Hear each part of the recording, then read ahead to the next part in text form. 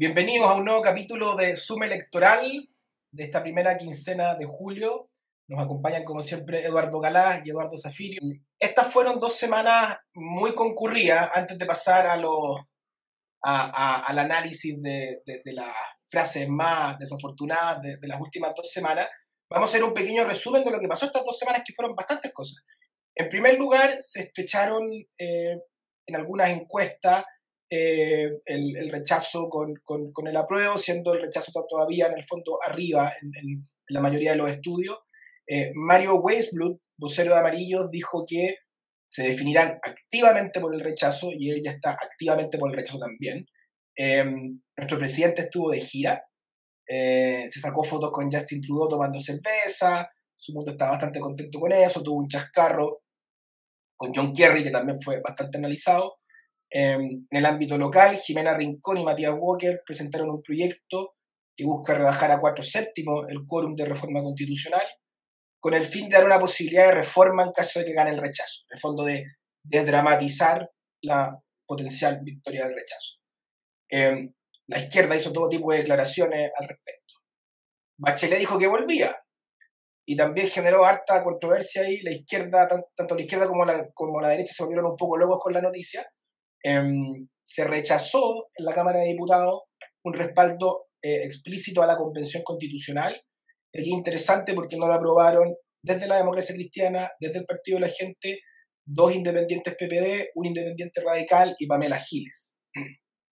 También hubo un fuerte ninguneo de 2 senadores socialistas al ministro Jackson, de Urresti, Espinosa y Castro, en el contexto de la prórroga del estado de excepción de la Araucanía. Y le dijeron explícitamente: ha estado preocupado de la destrucción de las instituciones democráticas. Eso le dijeron senadores de partidos de la coalición de gobierno al ministro Jackson. También, y hace poquito, la Convención Constitucional decidió no invitar a los expresidentes a la presentación ya oficial de la nueva Constitución, por un problema de aforo, en un evento que iban invitados 600 personas. Hubo muchas críticas, y después de esas críticas decidieron invitarlo. Parece que se consiguieron un lugar más grande, o quizás hubo gente que se les bajó, que pudo entrar ahí los 4 expresidentes. Se murieron algunos de los que pensaban invitar, entre medio. Claro. Y el expresidente Lagos decidió, envió una carta avisando que no iba. Por otro lado, ya en temas un poco más cotidianos, digamos, hay un colapso total en el sistema de salud por la crisis respiratoria, por lo cual se adelantaron las vacaciones en los colegios. También muchas críticas a la ministra de Salud por esto. Parece que hay como una baja, digamos, en el trato de la pandemia, en las enfermedades respiratorias en general. Y en materia de seguridad pública, sufrimos la lamentable muerte de un carabinero en una barbería, y el papá, en un discurso donde participaron, digamos, las autoridades de gobierno, de un discurso bien encendido en el funeral, acusando al presidente de que por favor haga la pega. Y en el marco también de un ataque incendiario hace poquito, en la zona de la Araucanía, el gobierno le dio explicación a las Fuerzas Armadas por no actuar, que también generó algunas controversias. Y habiendo hecho ese pequeño resumen de 2 semanas nomás, vamos a las frases desafortunadas de la primera quincena de julio. Parte don Eduardo Zafirio. Sí, yo tenía de nuevo 2 candidatas a las frases desafortunadas. Bueno, la primera ya estábamos haciendo un poco la ironía, esto de que nos invita a los expresidentes de la República al acto final de la tan republicana convención por un problema de aforo. Esa es una frase notable. Pero me parece que hay otra que podría pasar más colada, que se lleva el premio, digamos, a la... no creo que sea cinismo, en el caso de la persona que lo dijo, pero sí una bobería monumental, digamos, y una incapacidad de mirar la realidad bien abrumadora. Don Raúl Soto, ex diputado elegido por la DC, ahora independiente cercano al PPD, y presidente de la Cámara de Diputados, nada menos. Si gana el apruebo, vamos a tener que hacer muchas correcciones al texto. Esta es para mí la frase de la quincena. Primero por varias razones. Es como el reconocimiento culposo, yo diría ya con culpa lata, en términos del derecho civil, o sea, inexcusable, gravísima, de que el borrador que se nos propone para el referéndum del 4 de septiembre es extremadamente malo. Lo dijo además antes de que saliera el documento del PPD, donde también es una oda, digamos, a la incoherencia, porque dan 10 razones, algunas de ellas bastante sustantivas, derecho de propiedad, sistema de justicia, quórum de reformas, por ejemplo, y dicen que van a aprobar para reformar, ¿no? Entonces, es coherente esta actitud desde el punto de vista no del contenido, pero sí del concierto de estas voces PPD. En el fondo es mala conciencia. Pero además de que si uno considera que el referéndum tiene todos estos problemas, a lo menos en el caso de ellos, y que va a haber que hacerle tantas correcciones, uno debiera votar rechazo, no debiera votar apruebo. Es como así de obvio desde el punto de vista de la consistencia en actores políticos relevantes. Pero en segundo lugar, en ese mismo diario La Segunda, donde vienen los 10 problemas de que el PPD le ve al borrador, digamos, vienen unas frases de don Leo Soto, diputado socialista, que en algún momento incluso ha fungido como presidente de la Comisión de Constitución, Legislación y Justicia de la Cámara de Diputados, donde dice que le han puesto un cerrojo a la reforma, ¿no? Y que los mecanismos de 2/3 o de 4/7 más plebiscito hacen muy difícil poder cambiar esta constitución. O sea, las numerosas correcciones que Soto dice que hay que hacerle una vez que él vote apruebo, un diputado socialista, probablemente muy conocido de él, señala que es extremadamente difícil de reformar desde el punto de vista formal, dado los ajustes que le ha hecho la comisión de, comillas, armonización al texto. Pero en tercer lugar, nos plantean que van a estar en condiciones de reformar un texto después de que sus convencionales lo único que han hecho ha sido sumarse al frenesí, digamos, refundacional y a las torpezas jurídicas y a los disparates políticos durante meses de parte de los convencionales de ultraizquierda. Todos digitaban más por el PC. Barraza a esta altura ya es como el Mariano Egaña del borrador de la Constitución, por supuesto sin saber ni el 1% del derecho que sabía Egaña, digamos, o Gandarilla, ¿no? O Bello, que fue el que le pegó la revisión final probablemente a la Carta del 33. Y esto se produce, digo, en un momento en que ellos llegan haciendo seguidismo vergonzoso a los convencionales de ultraizquierda durante meses delante de todo el país, convencionales de ultraizquierda que se dan el lujo de no querer invitar siquiera a la señora Michelle Bachelet y al señor Ricardo Lagos, militantes ambos del Partido Socialista y Lagos fundador del PPD. Pero además, y con esto termino, van a hacer reformas constitucionales, digamos, en ese cuadro, al margen de lo que significa esto como alteración a la correlación de fuerza, pero eso es para más largo, digamos, si gana la prueba, su análisis es para más largo. En el momento en que hay una discusión tremenda, algo hacías tu referencia, para que el gobierno, del cual forman parte, aplique el estado de excepción constitucional de emergencia, digamos, en la Araucanía. Y este debate, que realmente es de teólogos bizantinos sobre lo que es el estado de excepción constitucional de emergencia acotado. O sea, no han sido capaces de ponerse de acuerdo, digamos, en cómo implementar un estado de excepción constitucional que es clarísimo desde el punto de vista de lo que señala la Constitución, y nos van a hacer 700 reformas al texto que quieren aprobar el 4 de septiembre. Por eso he elegido esta frase de don Raúl Soto como la frase boba de la quincena. Muchas gracias, Eduardo Zafirio. ¿Y cuál es la frase boba de Eduardo Galás de esta quincena? Oye, yo esta vez sí quise hacer el ejercicio de traer algunas menciones honrosas porque, de nuevo, poniéndome a buscar una frase para elegir, ¿sabes qué? Da vértigo la cantidad de barbaridades que dicen. Y no es la barbaridad que dicen como tuiteros aleatorios, como podría ser yo mismo, digamos, en alguna disputa acalorada. Son autoridades de gobierno y de la República en general. Oye, diciendo, mira, en la misma línea de lo que estaba diciendo Zafiro, de hecho yo tenía anotada acá, o sea, entre las cosas que tenía, estaba todo este gag, digamos, del aprobar para reformar del PPD, no sé si ustedes pudieron ver a Cheche García con su apruebo para reformar, apruebo para mejorar, y una manera de argumentar, bueno, en fin, pero da lo mismo. Hay todo un cuerpo de gente, digamos, con esto. Por ejemplo, Marco Enrique Ominami dice que está profundamente decepcionado del proceso constituyente, pero aprobaré igual. Y te sale como con una cabriola en que toda su argumentación es esto es horroroso, y se van a hablar del episodio de la ducha, del episodio de los disfraces, pero no importa, vamos igual.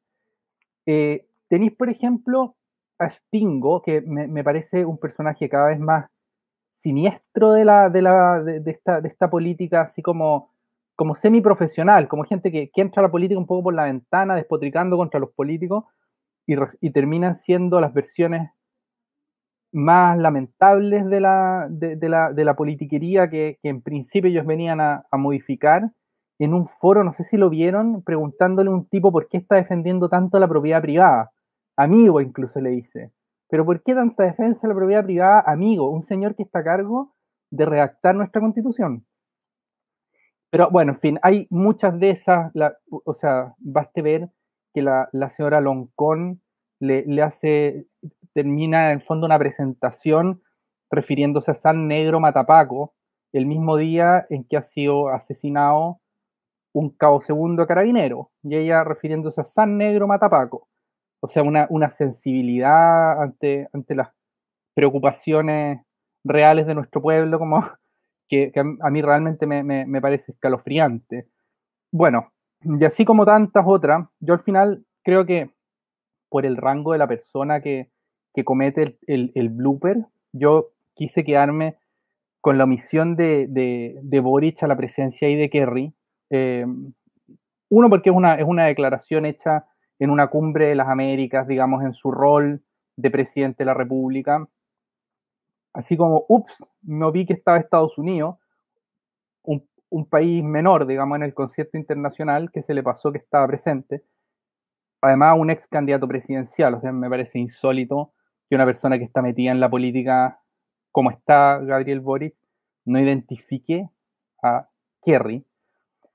Y la escojo esa porque me parece sintomática de una cuestión que es grave, y es que en todo este concierto medio circense de tropiezos y de estupideces, eh, da la impresión de que el gobierno no estuviera gobernando ese, o sea, de que el gobierno hubiese hecho como abandono de deberes flagrante en materias sumamente sensibles, o sea, materias como diplomacia, o sea, como todo. O sea, es como la pregunta que uno podría hacerse, porque, bueno, no sé, salió este escándalo que yo encuentro un poco artificial de los sueldos de los asesores. Yo lo encuentro un poco artificial. Yo creo que lo que justifica el escándalo de los sueldos de los asesores es simplemente la moralina con la que bombardeó el Frente Amplio durante una década, y que ahora les cae encima de la cabeza porque los sueldos de los que hablan, o sea, ni siquiera a mí creo que son los sueldos que se han pagado en el Estado históricamente, que claro, son muy altos, pero algunos incluso pueden ser sueldos competitivos, da lo mismo. Pero lo que quiero decir es porque al final se metían en el mismo saco algunos sueldos que sí son medio descarados, con otros que yo creo que no lo son. Bueno, habría que precisar. Pero lo que sí me parece que es muy delicado es que cuando tienes una polémica de esa naturaleza, así como lo que se le está pagando a los asesores, o sea, estos asesores no sean capaces de decirle al presidente de la República: oiga, ese caballero que está ahí a dos asientos de usted, representa a Estados Unidos.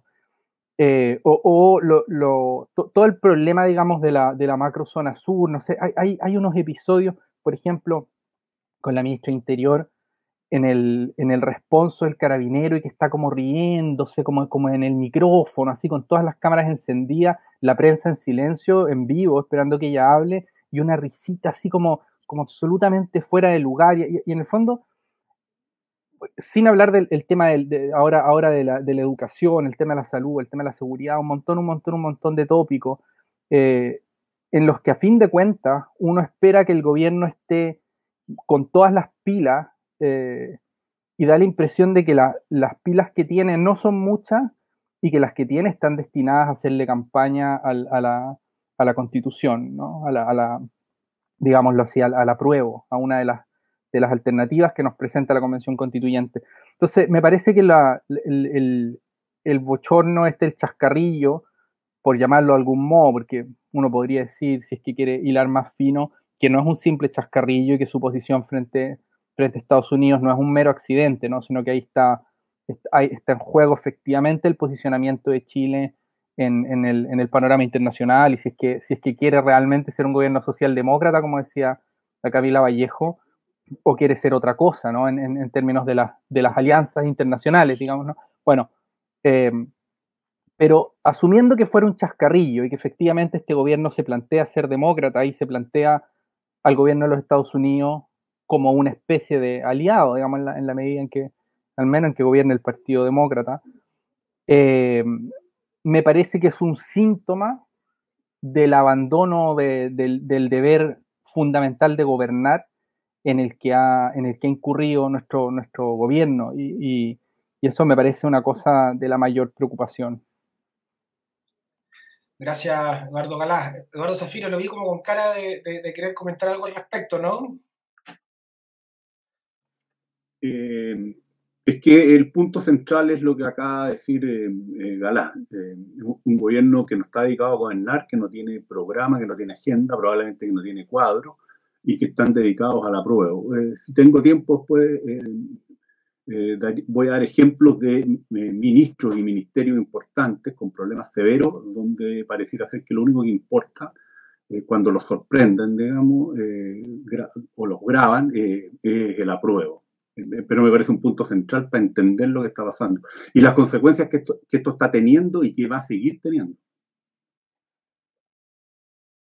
Sí, a mí también el caso sobre todo de Boric ahora no es un caso aislado, ¿eh? Yo creo que tiene que ver mucho con el ethos del Frente Amplio, con la forma en que ellos hacen política, que están constantemente en la pose, en la performance, en la puesta en escena. Entonces, y eso los hace cometer errores. En el caso de Boric acá, claramente él quería, lo mismo que hizo con el rey de España, en el fondo como, oh, yo me muestro desafiante frente a las autoridades, siendo en el fondo como un presidente joven, qué sé yo, como un Lagos 2.0, y caen estos errores. Es cosa de ver, de hecho, el primer error que cometió Isquia Siches con este viaje a Temuco-Icuy, que le fue pésimo, que la sacaron a balazo, que muchos en el fondo debatían, oye, ¿fue irresponsabilidad o fue valiente, qué sé yo? Ninguna de las dos. ¿Sí? Lo que ella fue a hacer allá no fue a firmar un acuerdo de paz, ni mucho menos fue, y esto pasó colado, ella fue a hacer una performance, a sacarse una foto en el tractor donde habían matado a Catrillanca. Entonces, en el fondo, es la búsqueda desesperada por una puesta en escena, digamos, donde salgan bonitos. Y eso es política de campaña, pero no es política para alguien que está haciendo gobierno. Y van a seguir tropezando en eso, ¿no? Porque es un tema que lo tienen como casi genético, digamos. Bueno, y antes de pasar al siguiente bloque, le recuerdo a todos los que están viendo este video y que les gusta, que se suscriban al canal, que le den me gusta, que comenten, que difundan. Así el logaritmo de YouTube hace que el video le llegue a más gente. Así que esto no lo hagan por mí, no lo hagan por Zafiro, no lo hagan por Galá, háganlo por la patria. Denle me gusta, compártanlo, coméntenlo, etc. Estamos todos metidos en este mismo carro. Se llama algoritmo y dijiste logaritmo de YouTube, y eso va a salir en los bloopers también. Dije logaritmo, no, leí mal. No, algoritmo tengo que... Ya, perfecto. Ya, y habiendo dicho lo anterior, los quiero llevar al análisis de proyectar escenarios plausibles en caso de que se implemente el sistema político del texto constitucional que está en discusión, que pareciera ser el centro de todo el tema. Pero antes quiero enmarcarlo un poco la discusión. Salió la encuesta CEP hace algunos días atrás, y uno de los resultados que arroja, que es bastante consistente con lo que hemos visto en encuestas anteriores, no es ninguna novedad, es que la Cámara de Diputados está en los últimos lugares de confianza ciudadana dentro de las instituciones. Y este sistema político, que se quiere, en el fondo, que está dentro de la nueva Constitución, pretende darle más atribuciones precisamente a esa institución y más atribuciones por sobre las otras instituciones, y al mismo tiempo sin mejorar ningún estándar que nos haga suponer, digamos, que los representantes que van a participar de esa Cámara de Diputados van a tener una mejor, digamos, calidad o qué sé yo. De hecho, con el tema de los escaños reservados, con el ingreso de los movimientos sociales, uno podría suponer una tendencia a la baja, porque es lo que hemos visto, digamos, de manera empírica en la Convención Constitucional.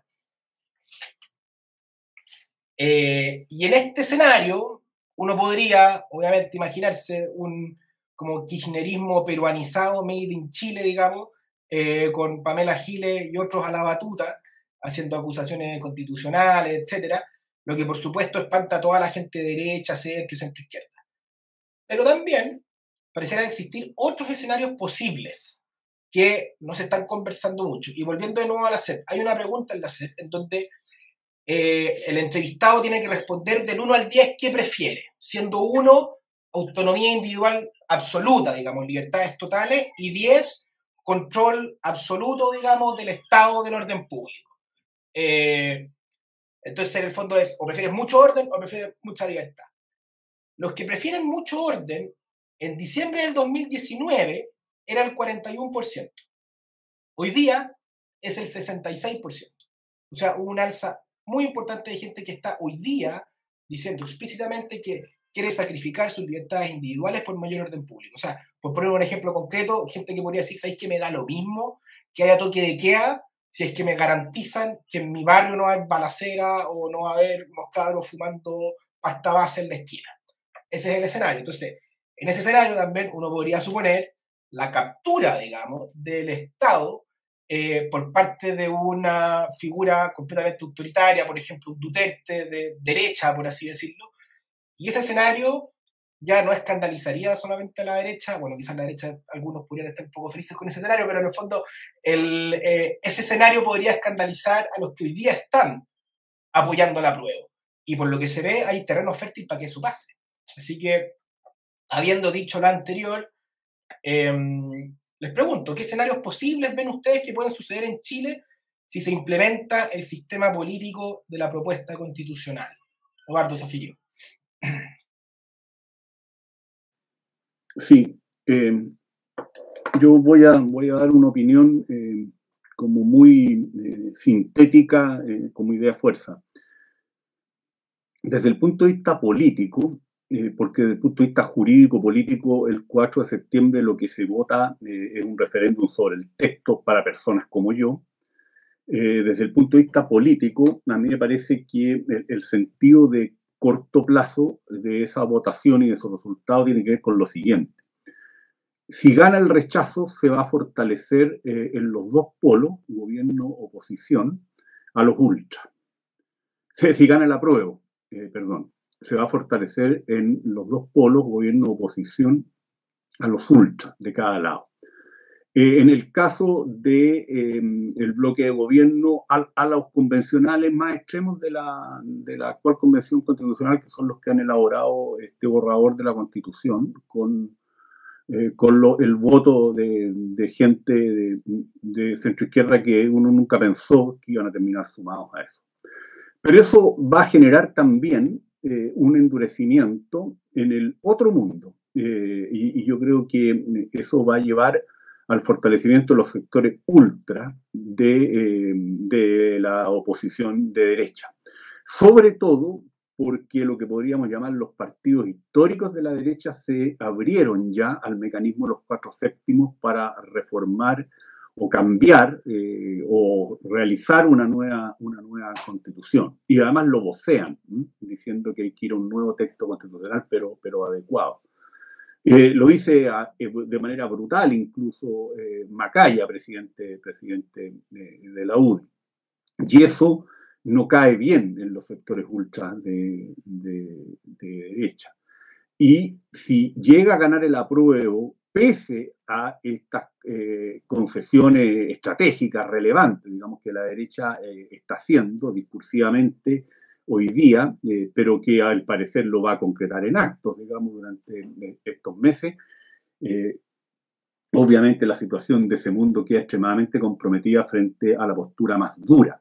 Y que además es la relación de confrontación bipolar que desde la izquierda se ha buscado permanentemente estos 12 años, obviamente tiende a potenciarse. O sea, los ultras de izquierda lo que quieren, digamos, no es a Briones liderando la derecha, quieren al Pancho Malo liderando la derecha.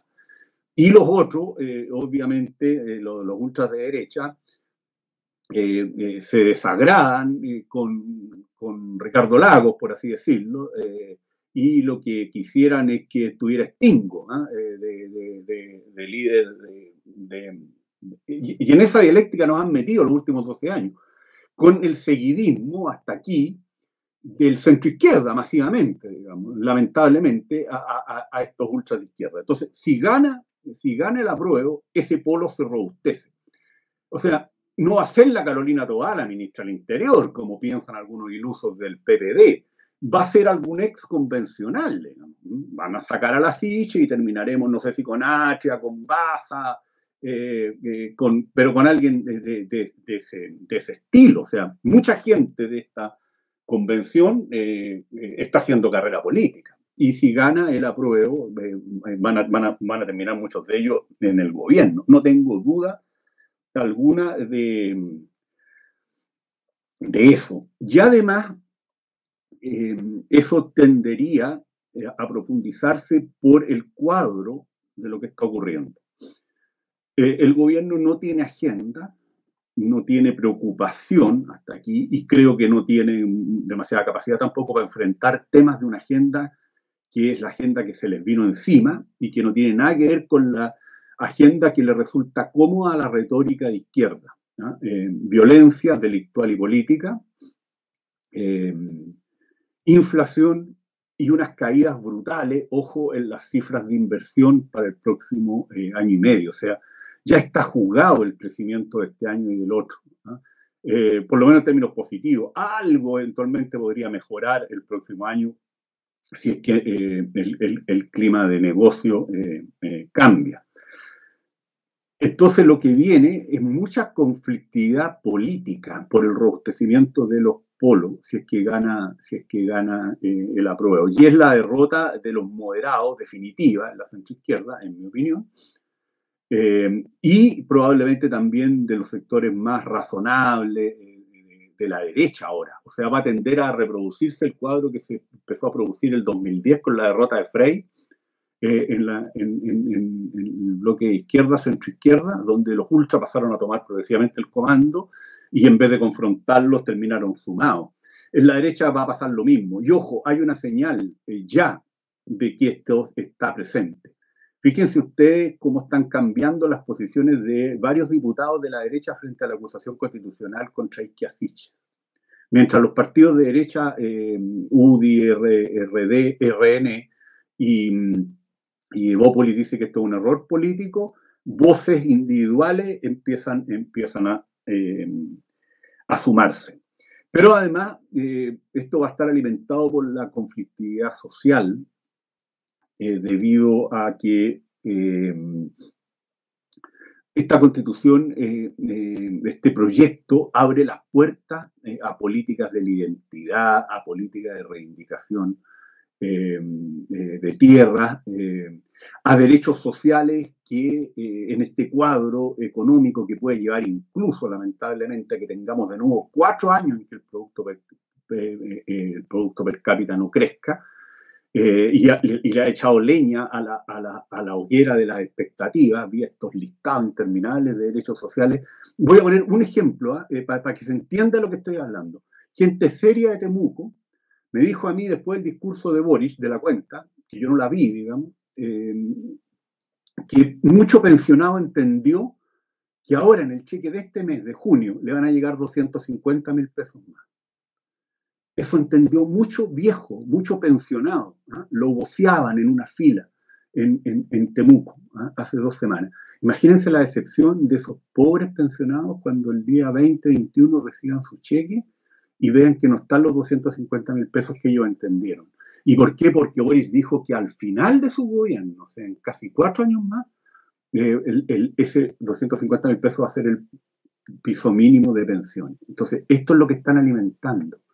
Y lo están alimentando en un momento en que la economía está entrando en recesión, que hay una enorme pérdida del poder adquisitivo de los salarios, y donde las cifras de inversión, o sea, las cifras del ciclo económico, muestran que son extremadamente malas. Y además todos sabemos que desde hace 20 años atrás tenemos un problema severo de productividad. El Mercurio publicaba las cifras el otro día, creo que te lo mandé, Vicente. 0,5 menos la última década. O sea, una caída durante 10 años de la productividad en 0,5. Los gringos, yo estaba mirando ahí algunos viejos textos de macroeconomía, los que estudiaba Bernanke y Abel, digamos, en los 70, 80 estaban histéricos porque había caído la productividad a 1,4. Boris tiene como meta discursiva 1,5.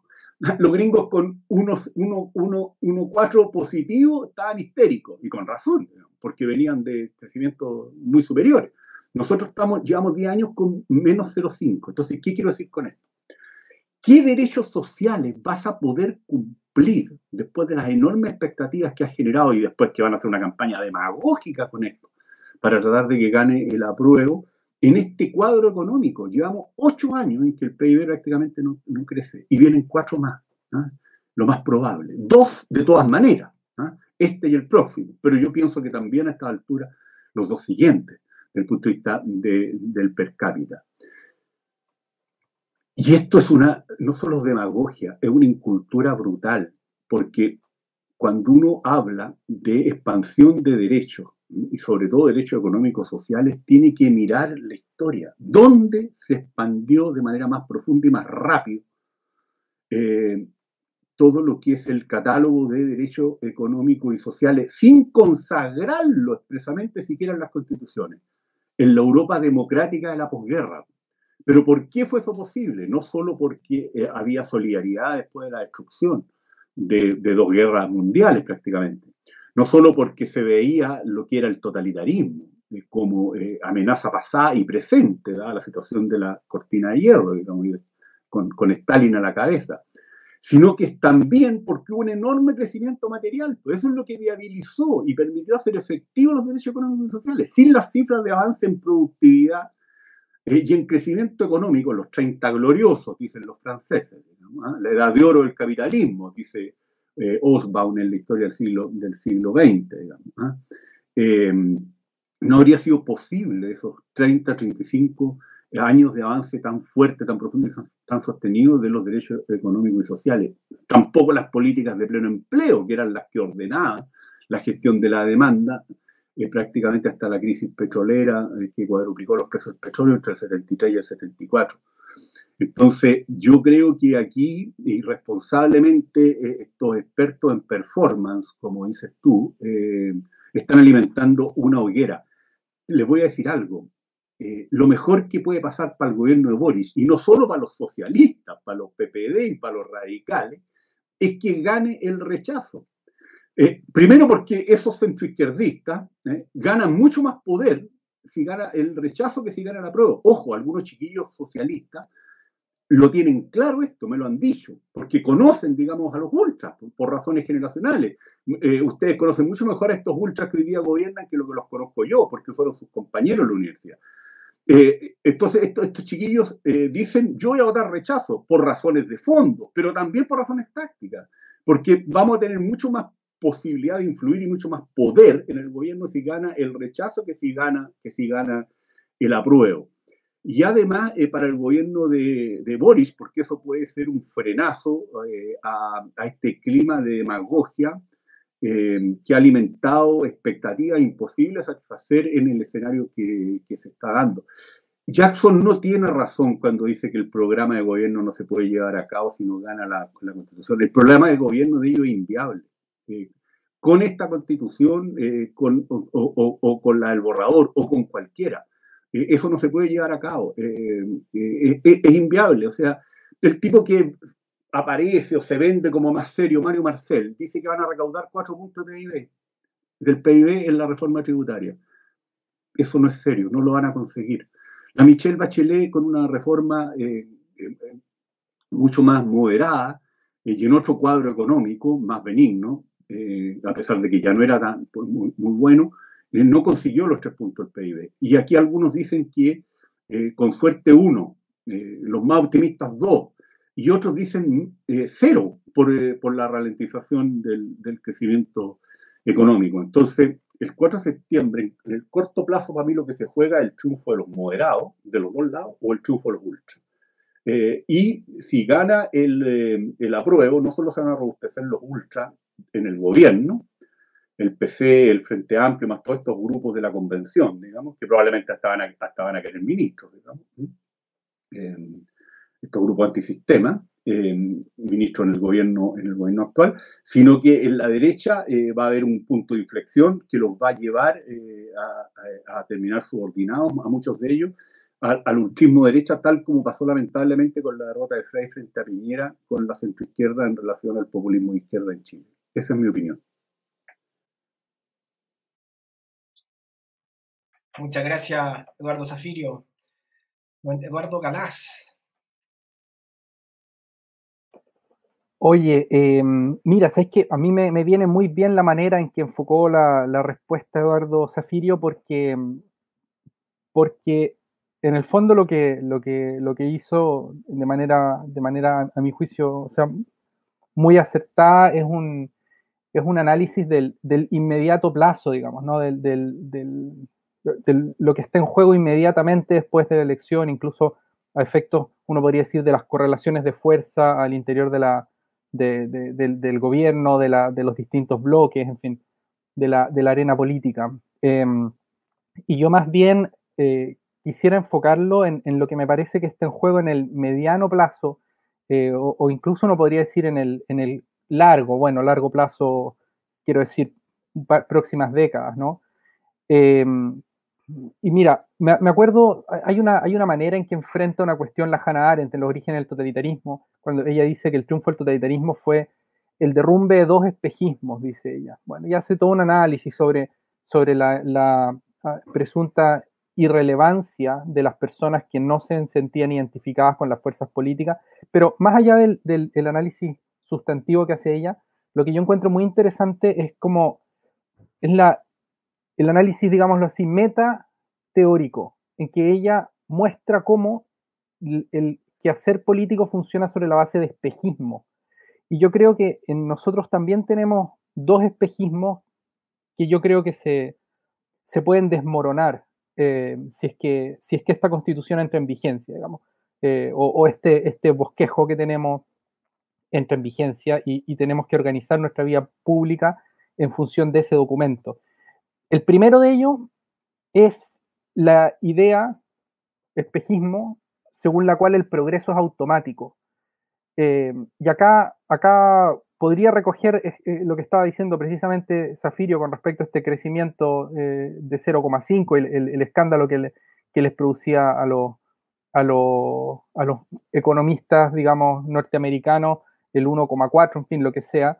Pero lo que quiero decir es que nosotros, al menos la generación mía, ha crecido con la sensación de que el devenir natural de la historia implica un incremento en las condiciones materiales de la existencia humana. Y efectivamente, si es que uno mira los últimos 200 años, tal progreso existe, obvio. Pero no es automático, y nosotros tenemos países vecinos que dan testimonio inmediato de que el progreso material no es automático. O sea, un vecino tan próspero como fue Argentina ha vuelto a tener problemas derivados, digamos, de la desnutrición infantil, ¿no? Problema de hambre, que es algo que a nosotros ahora nos parece así como una especie de entre teoría conspiracionista, así, distopía literaria, pero lo tenemos acá al lado, digamos, absolutamente al lado. Un país que, insisto, era próspero y es inmensamente rico, un país con una cultura eh, riquísima, o sea, que tiene una producción, uno podría decir, musical, literaria, eh, un fútbol extraordinario, un tejido social, además mucho más vivo que el nuestro, a nivel así como de organizaciones civiles, y que ha vuelto a tener problemas de hambre. En fin, y eso que vemos nosotros, o sea, hay una típica pregunta que se hace en un montón de encuestas de opinión pública, que es esta: si es que usted cree que su situación es mejor o peor que la que tenían sus padres, digamos, a la edad que tiene usted ahora, o si es que usted siente que está mejor o peor que lo que estaba hace X tiempo. En Chile siempre esas preguntas aparecen mostrando una percepción individual de progreso, de aumento del bienestar. En Argentina no. En Argentina la gente no cree estar mejor que lo que estaban sus padres. O sea, es como hace 30 años o 40 años, la gente estaba mejor. A mí hay unos detalles así que pueden sonar tal vez insensibles de parte mía, pero creo que no lo son, que a mí me llama muchísimo la atención es la dieta. La dieta así del argentino promedio, así lo que almuerza un argentino promedio en este momento. No es que quiera meterme con Argentina, pero me parece que es un muy buen testimonio porque no estamos hablando de un país que tenga una trayectoria histórica de pobreza estructural, como es el caso de Bolivia, por ejemplo, ¿no? Que digamos, desde la colonia en adelante, Bolivia ha tenido problemas estructurales de pobreza, ¿no? En el caso de Argentina no es así, o sea, en el caso de Argentina fueron los arreglos institucionales y la debacle de su estructura pública, digamos, de sus partidos, la influencia decisiva de la corrupción, en fin, de un montón de problemas en los que se podría hilar, los que terminan con un país que se está empobreciendo. Bueno, yo creo que lo que nosotros estamos arriesgando con desmitificar por vía violenta, por vía triste, digamos, así por la mera fuerza de los hechos, es que es posible que nuestros hijos, digamos, o que digamos, la generación que en este momento está naciendo, viva en un país más pobre que el país en el que vivimos nosotros, viva en un país, digamos, como que sea un caso, digamos, de mayor inseguridad, mayor violencia, menor acceso a bienes fundamentales, etcétera. Bueno, creo que eso es uno de los asuntos que están en juego, ¿no? Bueno, y de la mano quiero plantear el segundo mito porque explica también el primero. Es como que creo que, según yo he leído, por supuesto yo no estaba vivo en los años 70, pero por lo que he leído y por lo que he escuchado en la transmisión generacional de las experiencias, Chile siempre ha tenido como la sensación de que acá eso no va a pasar. Y que da lo mismo que en todos los países vecinos hay así unas autocracias lamentables, la sensación es que en Chile eso no pasa. Y yo recuerdo, por ejemplo, cuando de manera muy torpe a mi juicio, se levantó como el mito de la Chilezuela, siempre la idea que, como el discurso dominante era como, pero si esto no es Venezuela, ¿cachai? Claro, el punto es que los venezolanos también creían que eso no les iba a pasar a ellos, que eso no les iba a tocar a ellos. Y yo no digo que Chile vaya a derivar en una vía parecida a la venezolana, a mí, como digo, me parece una torpeza la analogía con Venezuela, porque creo que los problemas de Venezuela son bien diferentes. Pero lo que sí creo que puede ocurrir en Chile es que se avance progresivamente hacia hacia un incremento, pero dramático, en la corrupción autocrática, que no es lo mismo que la corrupción, vamos a decirlo así, lateral o periférica, que cometen los pequeños señores locales y los pequeños caudillos, los pequeños señores feudales, que pueden ser muy poderosos y que pueden estar instalados en distintas parcelas de poder, sean carabineros, sean en las cúpulas de algunos partidos políticos, sea en algún ministerio, lo que sea, ¿no? Y nosotros tenemos en Chile ya tristemente desplegada esta estructura así como periférica de corrupción. pero no tenemos, y yo creo que en parte gracias a a lo que queda de nuestras instituciones, digamos, no tenemos una trama autocrática de corrupción que ocurre cuando, por ejemplo, el presidente de la República o el caudillo que gobierne realmente en un país, sea la Cristina Fernández o sea, qué sé yo, Evo Morales o quien sea, digamos, logra controlar, por ejemplo, los tribunales de justicia, logra controlar, por ejemplo, los tribunales calificadores de elecciones.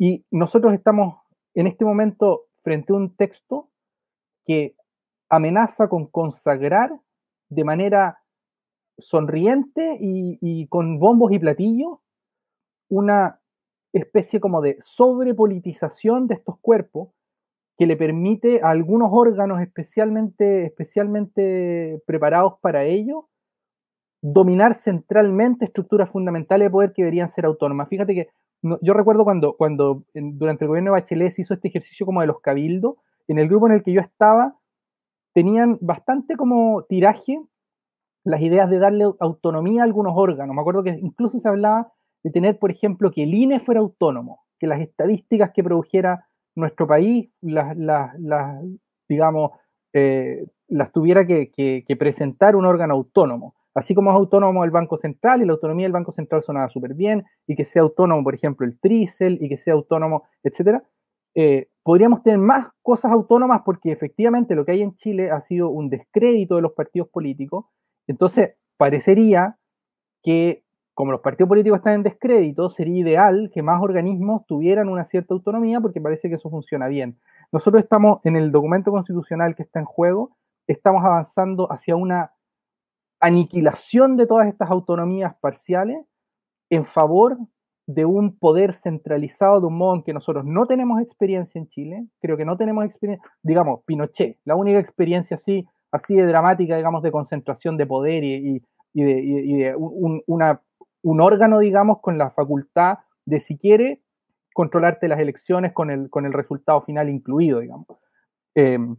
Entonces, a mí me parece que eso es lo más delicado y de hecho yo creo que es eso el punto fundamental por el que yo creo que nosotros podemos tener una recesión económica así que redunde en empobrecimiento, no solo en estancamiento, sino que en empobrecimiento. O sea, porque una palabra que tú dijiste, Vicente, y con esto termino, perdón por haberme alargado así, es captura la palabra clave. Cuando tú dices podría capturar el aparato cualquier sujeto, porque esto podría hacerlo la señora Loncón, pero podría hacerlo también, como decís tú, un Duterte. Aquí puede ser cualquier cosa, o sea, puede aparecerte cualquier orate con cualquier identidad política fluida, líquida y multicolor, digamos, que puede ser cualquiera, digamos, cualquiera, literalmente cualquiera, y que capture el aparato.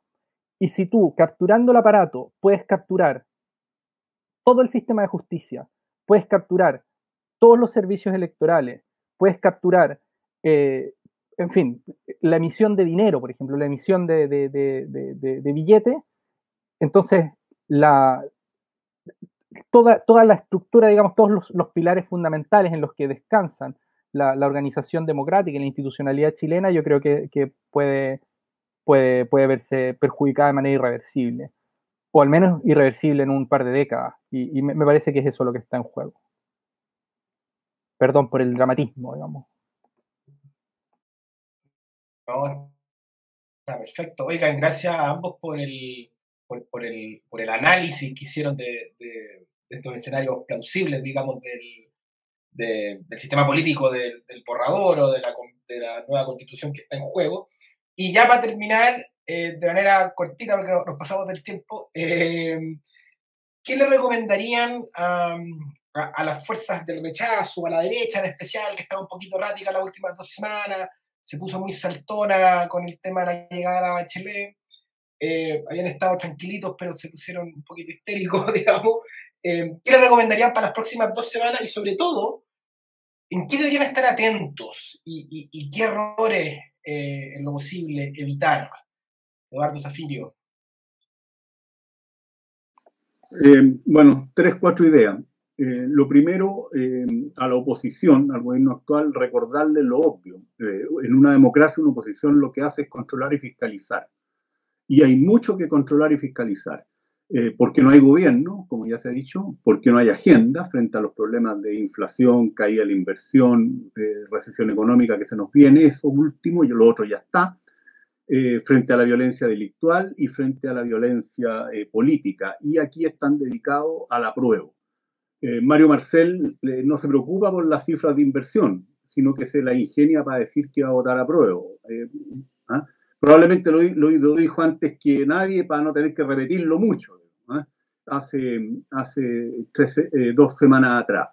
Janet Vega, que tiene nada menos que la bomba de Araucanía, o tenía, parece ser que la están moviendo de ahí, lo mismo, dando instrucciones sobre el apruebo. La ministra de Salud, la señora Yarza, sorprendida, digamos, diciendo lo que hay que hacer de aquí a septiembre, mientras se le dispara el COVID y las otras enfermedades respiratorias, digamos, ¿eh?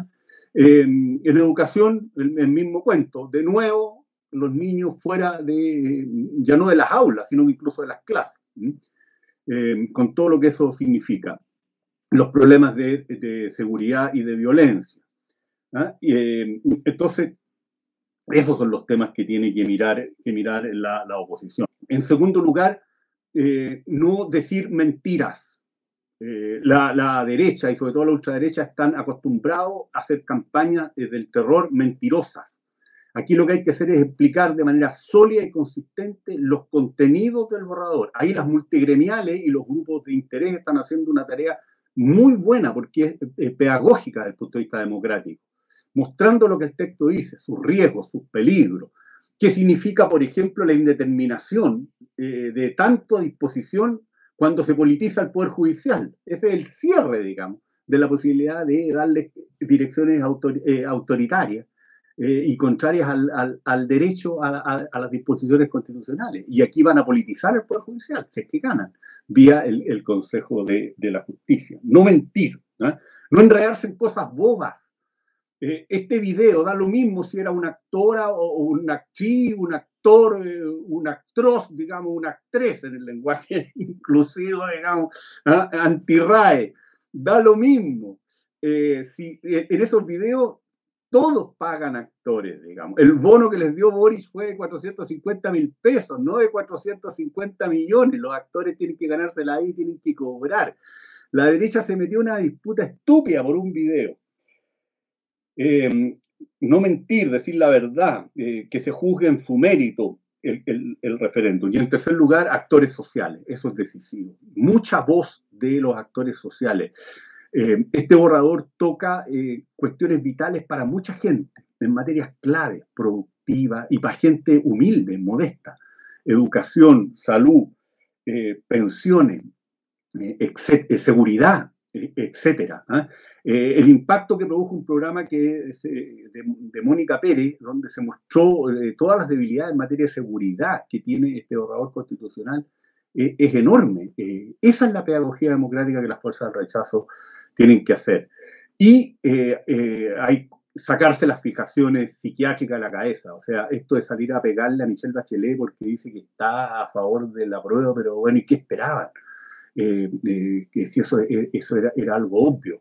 Es una cosa que no corresponde, entre otras cosas, porque hay mucha gente de izquierda que va a votar rechazo y otros que están dudando. Entonces, salir en esa cosa de cantina, digamos, a pegarle a la expresidenta, que es como una pulsión del ultraderechismo estúpido, impide que esa gente dé el paso, digamos, que para ellos, para muchos de ellos no es fácil, digamos, al rechazo. ¿Para qué dan excusas a los ultras del otro lado que quieren hacer teología y metafísica demonologizando a la derecha?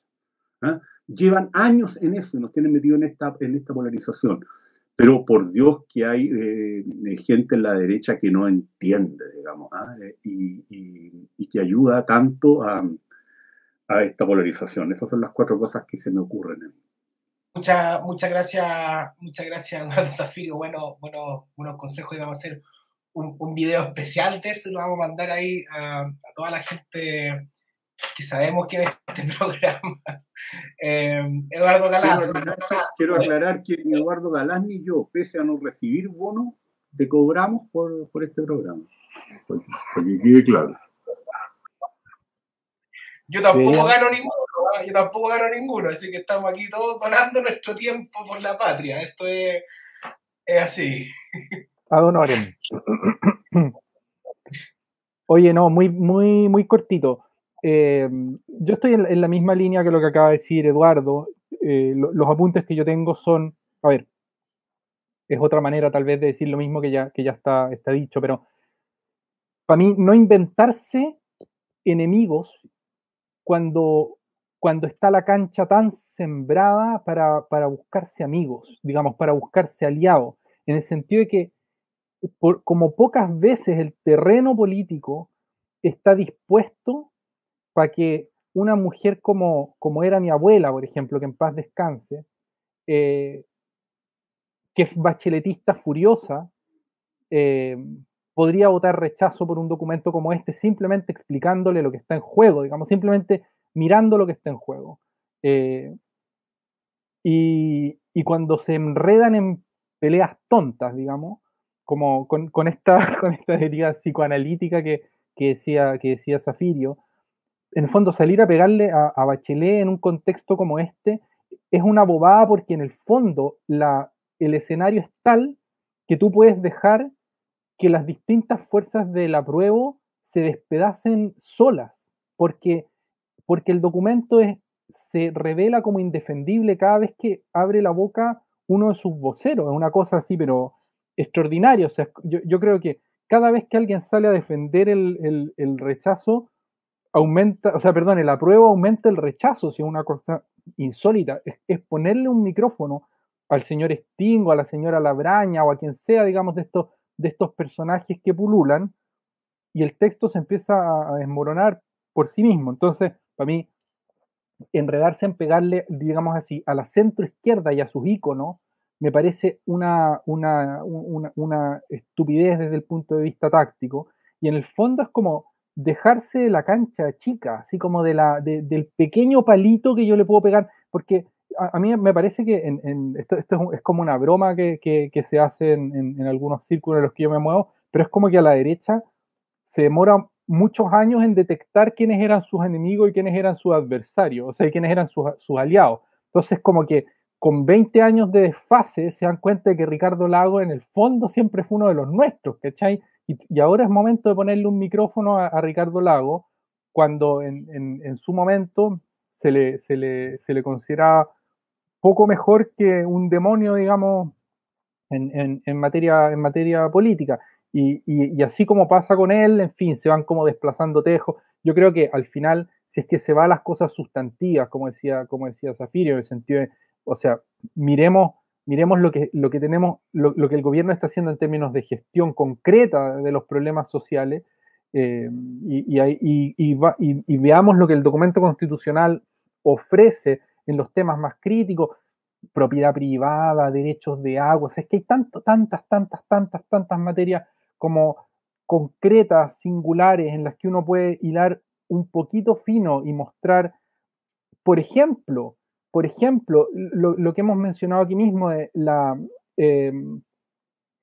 la concentración de poder que hace el documento en un órgano tan desprestigiado como es la Cámara de Diputados. Es algo que basta con hacer una toma de conciencia de lo que de hacia dónde se están corriendo digamos, como las relaciones de poder en Chile, y la cuestión estaría muy a favor, y no obstante da la impresión de que la derecha sigue en una pelea como muy antigua, que todavía no hace como una especie de cambio de switch, en que la ex concertación y su electorado, digamos así, más allá de las figuras, el electorado de la ex concertación no es un enemigo al cual hay que seguirle martillando la cabeza, de modo a hacerle psicológicamente imposible votar alineados con ellos, sino es un enorme conjunto de gente que, por distinta que sea su aproximación a los asuntos públicos, en la discusión de los 90,